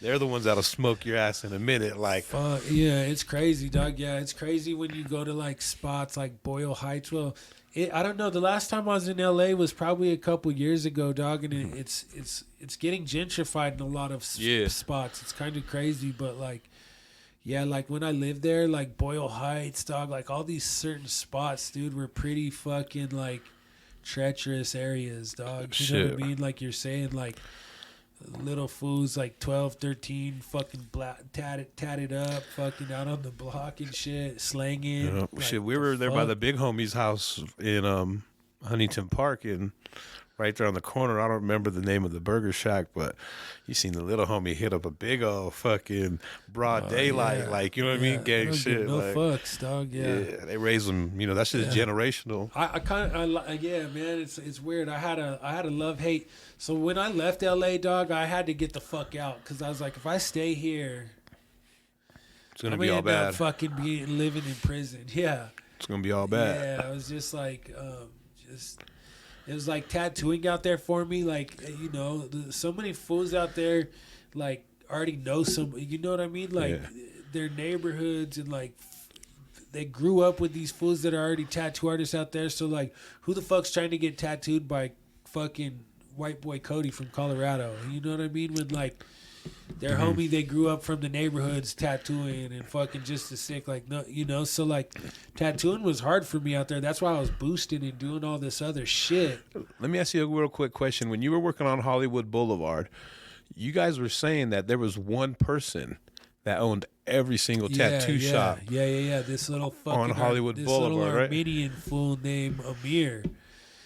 Yeah, and there's what, at least 10, maybe 20. No, I think he owned like a good 8 or 10 of them. Getting paid all on every the fucking day. on all the whole Hollywood Boulevard. Yeah, owned like 8 or 10 shops were all his. So all the competition on the block was him. Yeah, he was balling, dog. He was a balling ass little Armenian fool, funny old motherfucker too. And he'd be there chilling, dog, on the boulevard. You know. Oh yeah, for Popping sure. in at the shops, bullshitting, seeing what's up. That fool would like go party in Vegas a lot, dog, and like, you know what I mean? He probably had little escorts and shit, little young bitches all the time. And he was an old man. He had hair plugs and shit, like when I first met him. Like really bad hair plugs. No, that shit was crazy. This shit back. Yeah. You guys worked long hours, and I kicked it there for a couple of days, and I remember just seeing all the different shit. Like that day, like it was, we went on until 4 a.m. Yeah. Yeah. Oh yeah. 10, when you 50, and I were just out mobbing. We went on tagging and all that shit down fucking. What street is that? Was that Sunset? The one the one down from Hollywood? Yeah. We were mobbing on Sunset. Went for a good little miss. Yeah. That was crazy, man. So I feel like that was when we were talking earlier about getting fucked up on Xannies. I feel like, was I fucked up on Xannies that night when we were out doing that? Nah, you were working. I think you guys were normal. I mean, you know what I mean? I think that was after, because we were still at that crib. I don't even know where that crib was at. Do you remember where that was at? Yeah, where I lived with him. Yeah. Where we lived. It was in Montebello. Okay. Montebello. I remember it was right in between Whittier and fucking Pico Rivera. Like you said, there's so many fucking it's neighborhoods. Denver, you got like 20, but over there is like a fucking. Did you go to Nicolas with us, the strip club? Did you go over there to Nicolas? Is that the one in the hood? Yeah. Not with you, but later, like last time we went, like he took me and Shu, and it was crazy. There were lowriders and shit, and like you could tell who the ballers were for, and they were bad bitches, like bad hood bitches. Nicolas is the spot, bro. Them bitches, yeah, dude. There was like this little fucking El Salvadorian bitch over there that used to love me, dog. It's crazy, yeah. Like that's shout out fucking Nicolas. Cali already has bad bitches, but these the bad lowrider, bad Mexican bitches, Asian bitches, like you know what I mean. And even down at Sam's, dude. You ever go to Sam's Hofbrau downtown? Tagging. I know what you're talking about though. That's on San Pedro. Yep. Yeah, dog. Sam's is tight too. He used to be up in there, dude. Fuck bad bitches up in there too. Some little fucking porn bitches. A little further down there was like a strip club. They look like a white mansion. Those are the best street tacos I ever had. White Concept. mansion. Oh, is that Right off the highway. What is that? That's that place. Fucking. It looked like a mansion. I'm trying to think. I know which one You you're keep talking going about. The straight. homegirl was working there. I can't remember what it's called. Something to. Fuck. I know what you're talking about though. And then I stood across the street from the one downtown. Yeah. Right by the highway. You know what I'm talking about? Yeah. And I think Concept said you guys lived in that building. He said that was the ATR. It's like, right, I don't know what it is, but it's, you know where the strip club is downtown? Yeah. Literally like catty corner from that little, it's like a white building, has a bunch of apartments in it.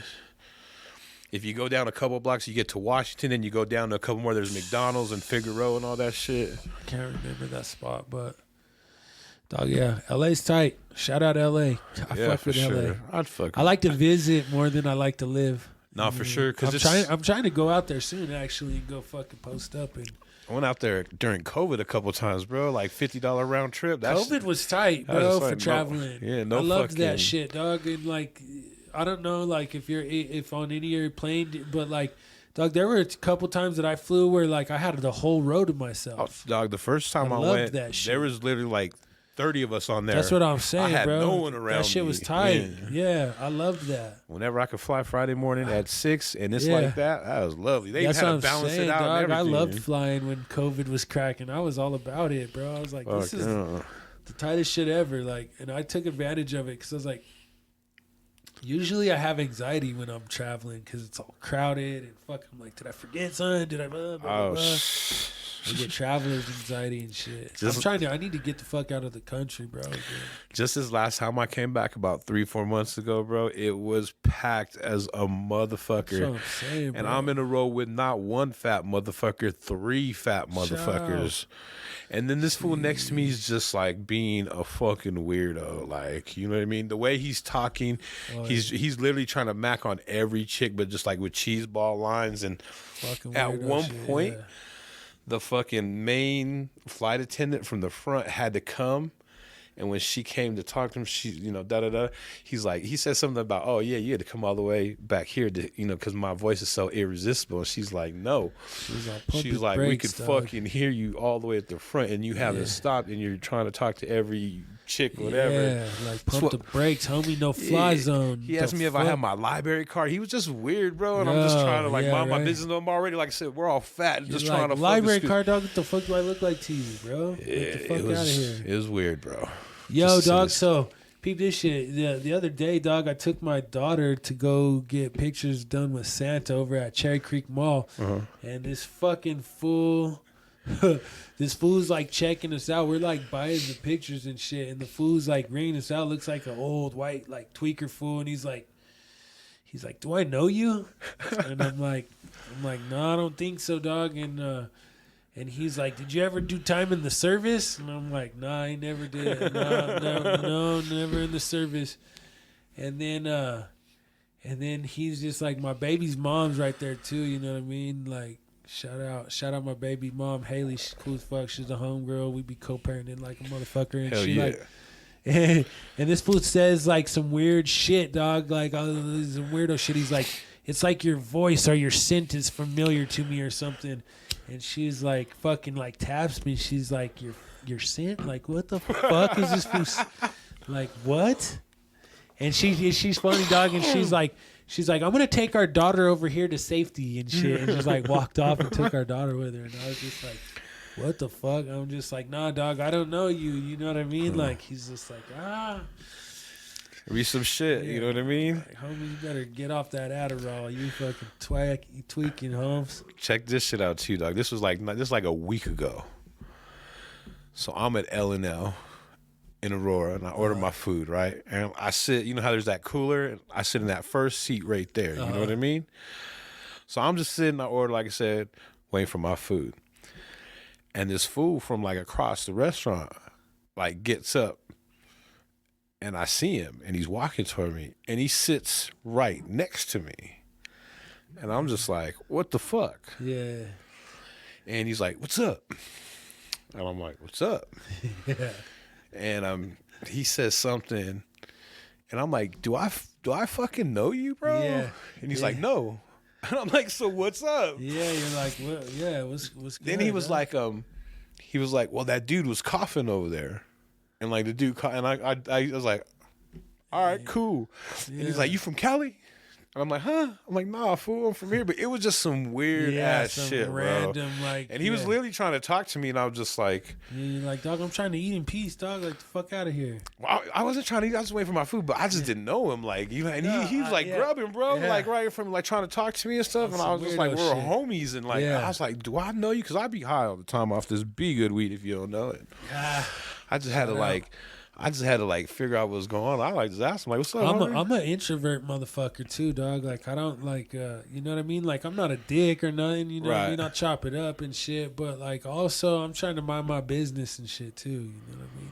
No, for sure. A lot of times I get weirded out when people like you know, sometimes I forget that I'm so heavily tattooed and like you know what I mean? Like look the way I look, and so I'll be like taken back sometimes, or like, why the fuck do people, you know, want to fucking talk to me or like fucking bother me or you know this. Do you ever get people that ask you about your face tattoos and shit like that, or like you know what I mean? And get the stupid little questions and shit. what's your response? Like, you know, a lot of times people assume that I've been locked up.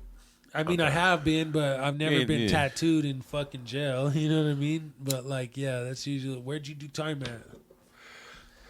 I'm like, a lot of places, but like, like none of these tattoos reflect any of that. Yeah, you nothing. Know what I mean? Like, yeah, like no prison stints. No. But county kicked my feet up and fucking, you know what I mean? Collect my commissary like a motherfucker, dog. Do you know how to make some ghetto ass fucking jail meals? Spreads and shit, yeah. You ever make that shit or not? Yeah, hell yeah. Like a motherfucker, especially this last time I was in Cali, dog, I was living off them motherfuckers because the food was trash.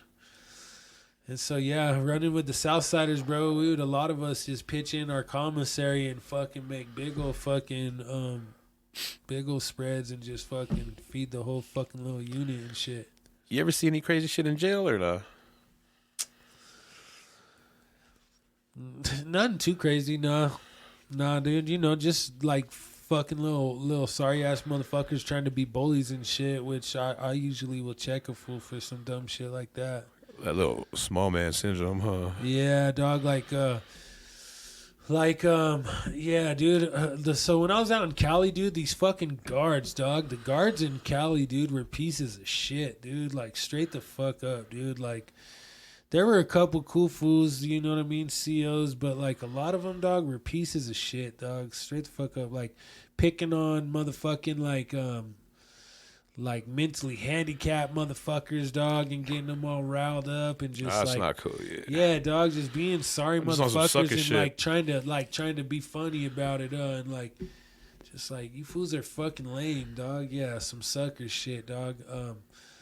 And one time when I was locked up out here in fucking Adams County, I was doing a little stretch and fucking and there was this kid that I went to fucking high school with, dog, who was in there, but he was a special needs kid too, dog, just like this, you know what I mean? Mm-hmm. Mentally handicapped kid, dude, and like he was cool though, but like apparently like after school this fool had got like connected with some like gangbangers and shit who like were just like using him, you know what I mean? Got him doing stupid shit. Yeah, and all the fucking flunky work. Yeah, and they had this fool fucking like fucking ripped the bars off of a fucking gun store, dude, with a car like chained to the, you know what I mean? He got caught up, fucking ended up going to prison, dog. Like he was just in county jail waiting to go to prison, but while I was in county, fools were just like fucking with him a grip, you know? And like I was like daily sticking up for this fool, about to bang on fools for the homie, you know? I'm just like why you fools picking on this fool? You see that he's fucking, you know what I mean? Right. Not right. Like the fuck, dog? Like you're a fucking grown ass man, dude. You over here picking on this motherfucker and just like, I just always hated motherfuckers like that. You know what I mean? Nah, I don't for like sure. no bully shit, dog. Like fuck all that noise. Like you know, I like to throw heads. You know what I mean? I like to scrap. That's a lost cause, bro. Like, so like if some fools are like bullies or being pieces of shit, dog, like then I could be like, all right, cool, I could fuck this fool up and not feel bad about it. You know what I mean? Were you a fighter back in the day? Yeah, hell yeah. Yeah, I used to get it all the time. Nice. Yeah, I used to scrap a lot. You know, well, like we were talking about earlier, dog, I got homies, you know what I mean, with little man fucking syndrome, dog, so I was fighting a lot, you know what I mean? Not that I wanted to always, but like, you know what I mean? Like, yo, you're the homie, dog, whether you're right or wrong. If I'm out with you and some fools are going to, you know, take flight on you, I'm going to fucking have your back. Have your back, yeah. Regardless. So, yeah, I fought a lot. But you know, nowadays, dude, you know what's crazy is now, dude, I be doing fucking jiu-jitsu and fucking Muay Thai at this spot called the Compound up in Centennial. And I'm like the most humble. I'm the most I'm the most dangerous I've ever been in my life, but the most humble and like chill at this point. You know what I mean? Right. Yeah.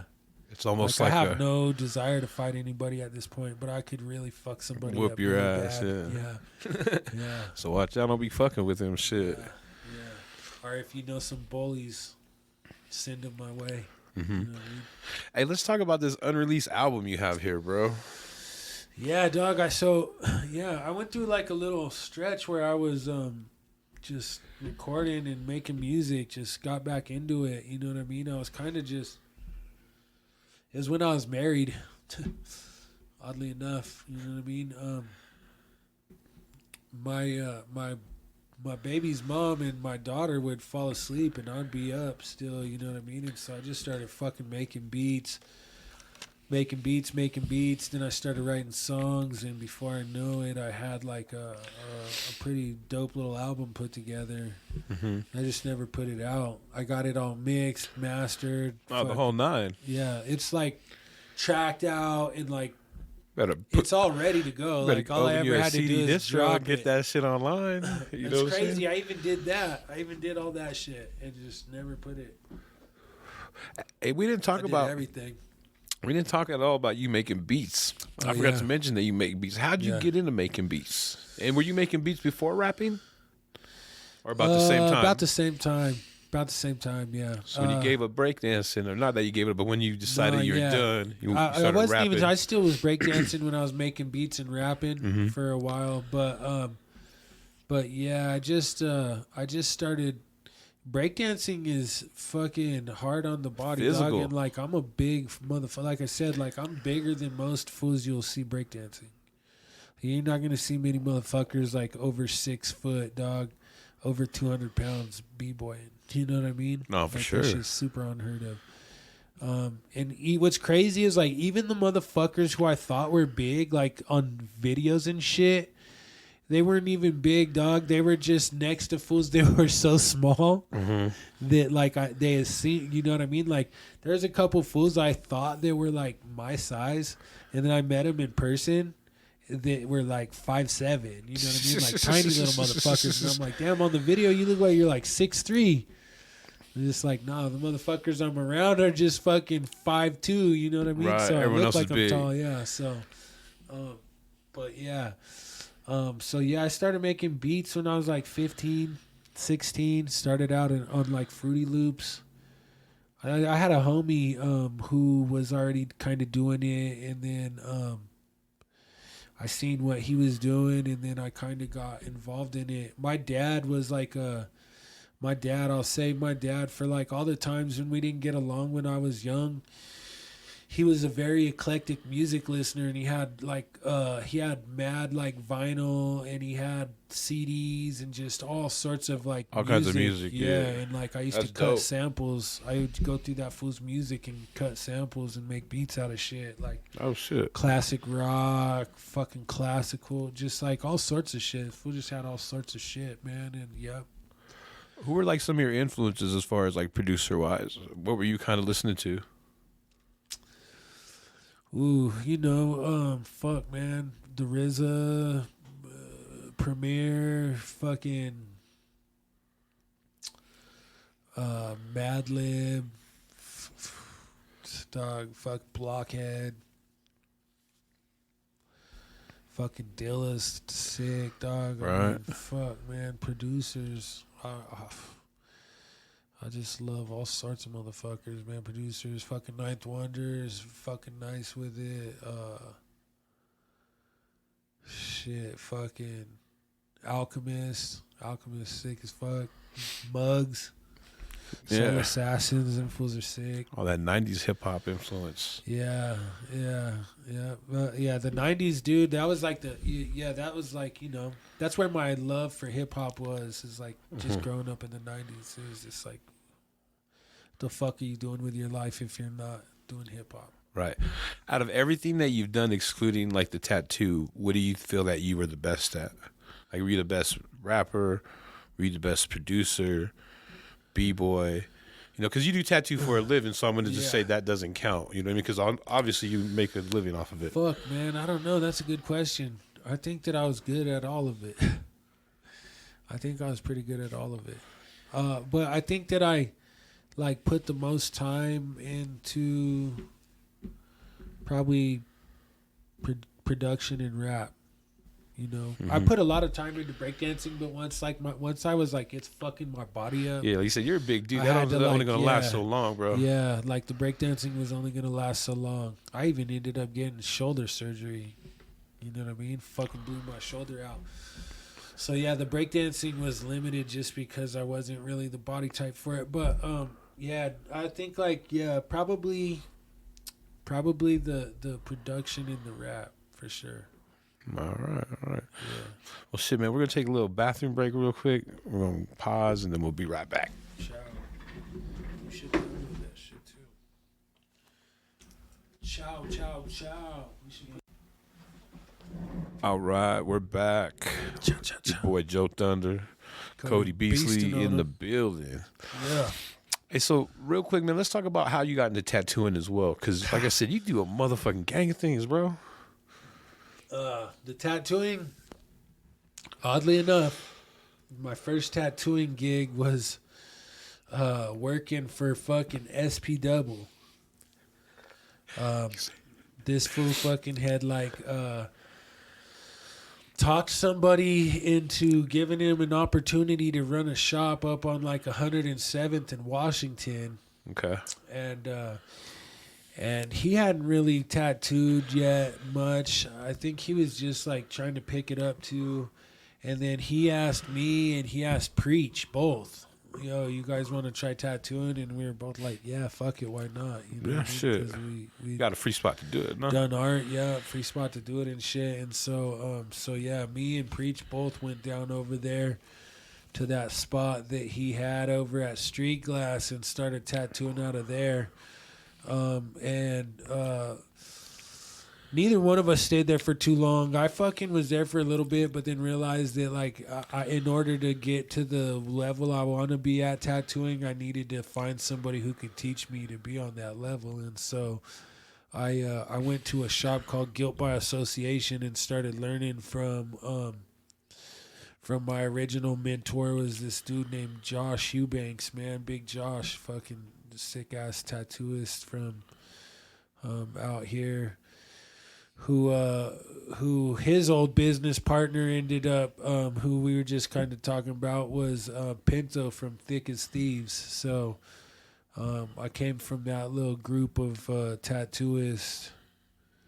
Yeah. Hey, how would you kind of describe your tattoo style? When I first started, I kind of was introduced to tattooing from that dude I was talking about, Josh, and he kind of had an ethic of why be only good at one style, right? That fool was good at a lot of shit, and so I kind of tried to do the same thing too. I never was oh, I'm gonna do this one thing and run with it, but so I kind of like doing American traditional shit, the classic stuff. I like doing the neo-traditional, which is the kind of illustrative take on traditional tattooing. And then when I was living in Los Angeles and tattooing out there, only thing you're really going to be doing in LA is black and gray, photorealism, fine line shit. You know what I mean? Like that shit's pretty big in East LA where I was at, and so I like got into that while I was out there as well.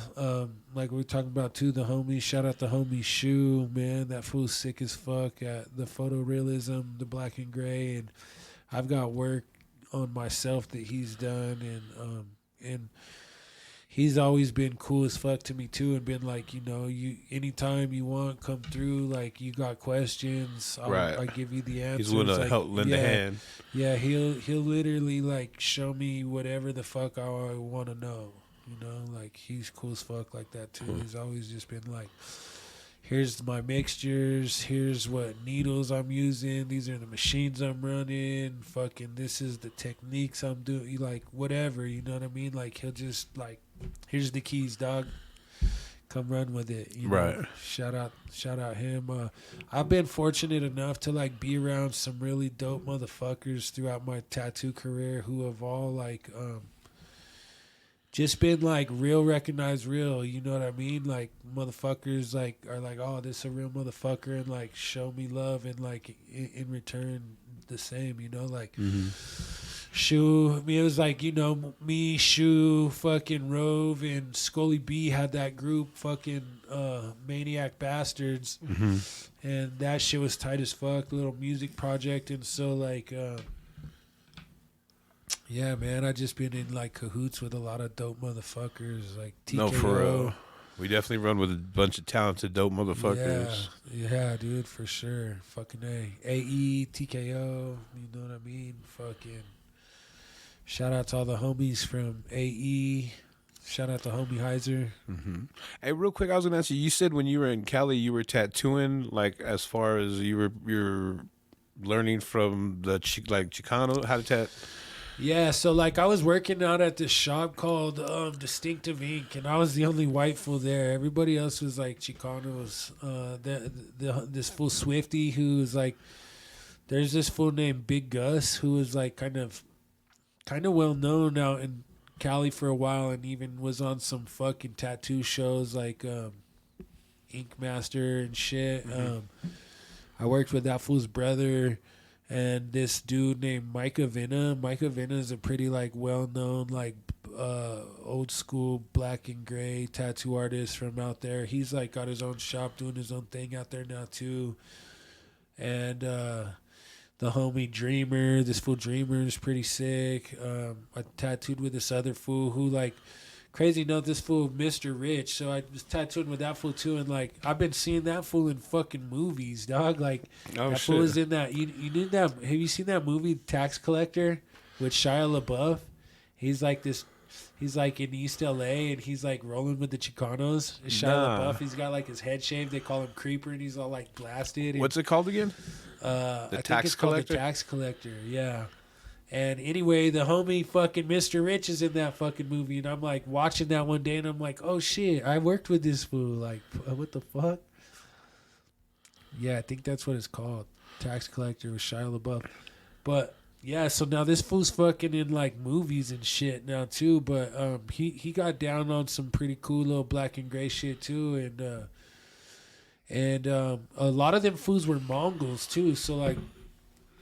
I was like kicking it and meeting a lot of fucking Mongols and shit from out there, dude. We're all like super cool motherfuckers too, dog. Like, I liked working at Distinctive Ink because it was like exposing me to a lot of that Chicano culture and just. That's what I was gonna say. You've kind of ran with that a lot. You've always hung out with like Chicanos, right? Yeah, I have. Yep. Kind of like in the culture, like. Yeah, or just like. Yeah, dude, just like everybody, really, you know what I mean? But, like, yeah, a lot of black fools, a lot of Chicano fools. Yeah, I fuck with everybody. It's high as fuck over here. I fuck with, you know what I mean? Like, the only people I don't fuck with is, like, racist ass fuck. Like, I don't fuck with racism of any fucking kind, but, like how we were talking about when you get like locked up, like I especially don't fuck with no Peckerwood shit. You know what I mean? Right. Like I ain't about that shit. Like fools say whatever. There's probably some motherfuckers out there that'll hate me for that too, you know. But like I just don't fuck with that. Heck yeah. You know what I mean? I can't vibe with that shit. Nah, I'd get that shit for real. You know what I mean? Yeah, I fuck with everybody. You know what I mean? If you got respect, if you show respect, and you brought your shit, you know what I mean? Like, I fuck with everybody. If I see that you have passion of some sort and you put it in, like, there's even motherfuckers, dude, who, like, aren't great at things, but I know that they're passionate about it, and, like, I respect them for that. You know what I mean? Like tattooists that aren't, like, great tattooists, but I know that they love that shit, and they fucking try their hardest, you know what I mean? But they're never going to be, like, amazing artists or anything. I still fuck with them just because I know that, like, you know, they have that passion. Yeah, for sure. Hey, one thing I was gonna tell you is I watched a podcast tonight, and I think it was La Hafa, but I forgot who they're talking to, but they're talking about how Nori talks about, you know, during his you know, game, whatever, where you got to pick one, loyalty or respect. I think it was Ace Hood. And what Ace Hood was saying is loyalty is the ultimate respect. Because just because I respect someone, this is what he's saying, I'm paraphrasing. Yeah. I might not invite him to my house. A loyal motherfucker, I'll invite to my house. Yeah. So it's just about the whole respect and being loyal and all that shit, man. Those are the key components to everything, man. There's no easy way to, you know, anything. It's all about respect, and you'll get where you need to be. Yeah, or like you were just saying earlier too, right? Like you were saying, like how you ended up doing that podcast the other day with Tash. You know, it's like somebody was like, "Oh, you got to see the homie Joe." Yeah. You know what I mean? I appreciate you. Put in your work, and people will notice. Yeah. You know what I mean? Yeah. The hard work. This is like even when you hit me up, you know, I'm like, what the fuck am I supposed to? What am I going to talk about on a podcast? You know what I mean? But like, well, you know who told me too, and like I've been wanting to get you on, but kind of like you really should get him on. It was Shu. Oh yeah. He's like, Cody would be a good ass podcast because he kind of knows where I'm going, and you know he knows what's kind of you know gets him, and like he's like, man, yeah, you need to get Cody on that shit. Shout I was out to homie Shu, man. I've been trying to get a hold of him. I'm like, that's my brother, dog. Yeah, the homies, man. I got. You know what I mean? It's like fools like that, dog, are like cats that I might not even see all the time, but like no matter what, when I see them, it's just always like pick up where we left off. Exactly. You know what I mean? Like A1 day one. And that fool already knows, and a lot of motherfuckers know. You know what I mean? Like, yo, hit me up. You know what I mean? Nah, for sure. I got all them motherfuckers' backs. I already know. Yeah. And then, like I was gonna say, I got the big Rolodex, so I fucking had Scully B's number, and I was like, let me see if this is still a good number. And he's like, it sure is Scully B. You know, you got Cody's number. He's like, here you go. I was like, cool. Yeah. Linked it up. We're here a couple weeks later. You know what I mean? With another banger. Fucking A, man. Well, Denver at its finest. Oh, well, that's what's crazy too. So that fool that I work with, Kyle, who was like, I call him Joe Fabulous. Well, he was like, he was saying that he used to buy your DVDs. He's like, Joe, who used to make the DVDs and shit. I'm like, bro, that's back in the day. But that is actually the original podcast. Yeah, that's what I'm saying. Yeah, you used to run them DVDs. We were doing this shit back in the day at the crib and on the streets. Now we're just lucky to have a little more technology and able to get a little cleaner. You know what I mean? And the video, like, I be playing video from 10 years ago, bro. That shit look grimy. Like, you know what I mean? Legit, you know what I mean? But that shit's tight, you know what I mean? Yeah. Or just even like, you used to come film them shows at Herman's and all the shit. Actually, bro. If you go on the YouTube and if you watch any of the fucking, like I was telling you, if you watch any of the podcasts, you're always in the background because I got 2 or 3 clips of ATR. Yeah. And they're kind of like, 10 minutes into it and they're always at the same spot. You know what I mean? So we usually do it in the other room. But they had the shit the other day and I'm feeling like, oh man, today I feel like moving everything. So I was just like, fuck shit, I feel you. You know what else though? It's like, that's what's up. Oh, you got to fuck with something. I'll be interested to hear what you think about that.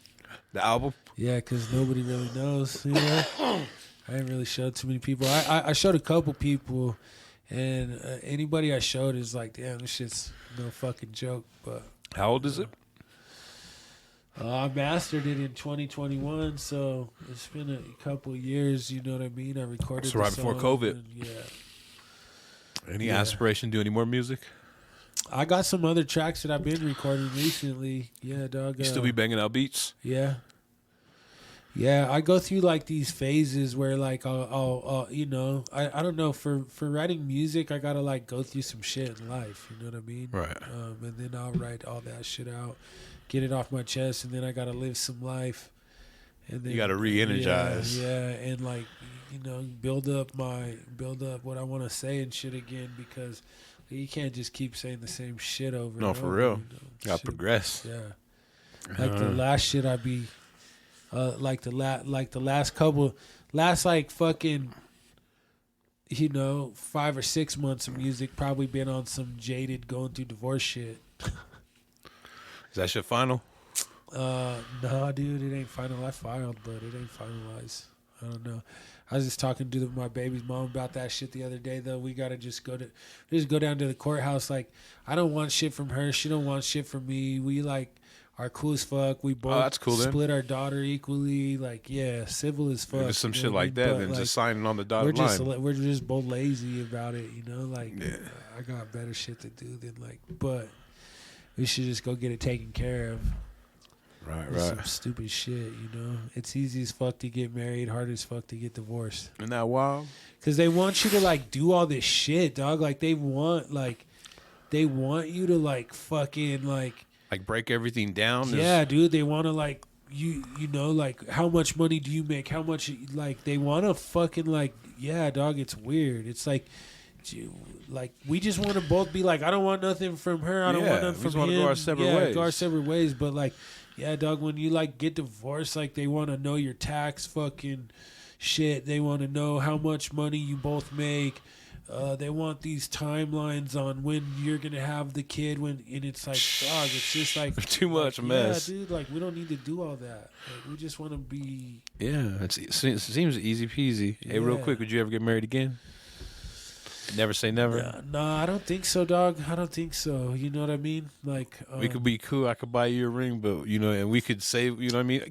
Yeah, but I don't need to. But you know what? I never thought I'd get married in the first place, and then you know, the right girl came along, and like I don't regret it because we have like my daughter's the coolest fucking person I know. So like, you know what I mean? I'd do that shit again and again if I had to.